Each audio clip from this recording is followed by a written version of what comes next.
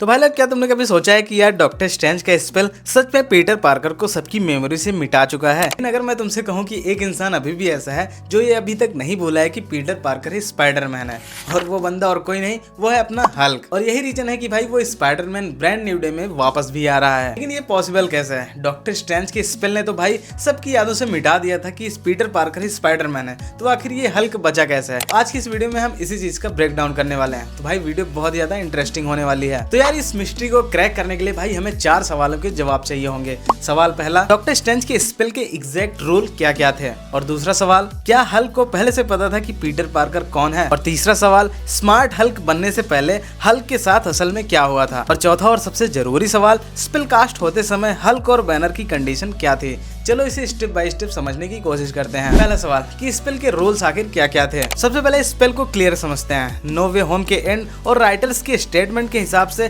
Spell के 4 rules थे। Rule number 1, Peter Parker की आइडेंटिटी हर उस इंसान से मिटा देना जो ये जानता था कि पीटर पार्कर ही स्पाइडरमैन है। रूल नंबर 2, जो लोग पीटर को नहीं जानते थे उनके लिए भाई पीटर अभी भी स्ट्रेंजर ही है। And rule number 3, Peter Parker का वजूद भाई उसके बाद नहीं रहेगा, ना किसी कॉलेज में, ना ही स्कूल में, और ना ही कोई फोटो में उसका कोई भी रिकॉर्ड नहीं रहेगा, सब गायब हो जाएगा। एंड रूल नंबर 4, स्पेल ने सिर्फ पीटर पार्कर को इरेज किया, ना कि स्पाइडरमैन को, तो सिर्फ पीटर पार्कर ही वहां से गायब होगा। सबको भाई स्पाइडरमैन याद रहेगा, लेकिन जहां जहां पीटर पार्कर सबके सामने आया था अब वो ये चीज पूरी तरह भूल जाएंगे। तो यार ये तो था पहला सवाल कि आखिर डॉक्टर स्ट्रेंज के स्पेल के रूल्स क्या क्या थे। अब दूसरा सवाल है कि क्या हल्क को पहले से पता था कि पीटर पार्कर कौन है? तो यार पहली नजर में इसका जवाब लगता है नहीं, क्योंकि भाई पहली बार पीटर हमें एमसीयू में दिखता है सिविल वॉर में, और उस वक्त भाई हल्क सकार प्लेनेट पर था। इन्फिनिटी वॉर में हल्क और पीटर पहली बार सेम बैटलफील्ड पर होते हैं, लेकिन पीटर मास्क में होता है। बैनर ने कभी टोनी को पीटर के नाम से बुलाते नहीं सुना। इंड गेम में फाइनल बैटल के दौरान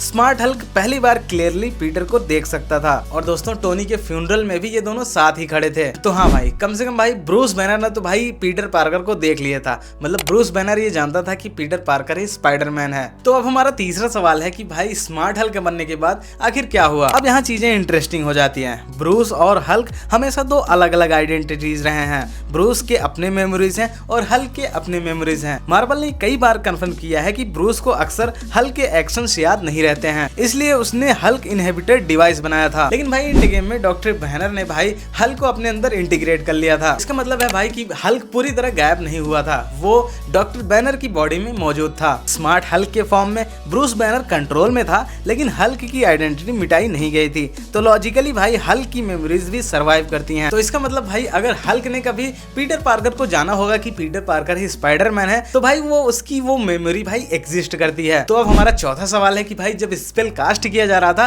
तब हल्क कहाँ था? तो इसका जवाब छिपा है भाई शैंग ची के पोस्ट क्रेडिट सीन में। उस सीन में भाई ब्रूस बैनर एक नॉर्मल ह्यूमन फॉर्म में था, ना कि हल्क फॉर्म में। वो हल्क इनहेबिटेड डिवाइस का यूज कर रहा था। मतलब हल्क भाई कंप्लीटली डोरमैट था, यानी कुछ समय के लिए निष्क्रिय था।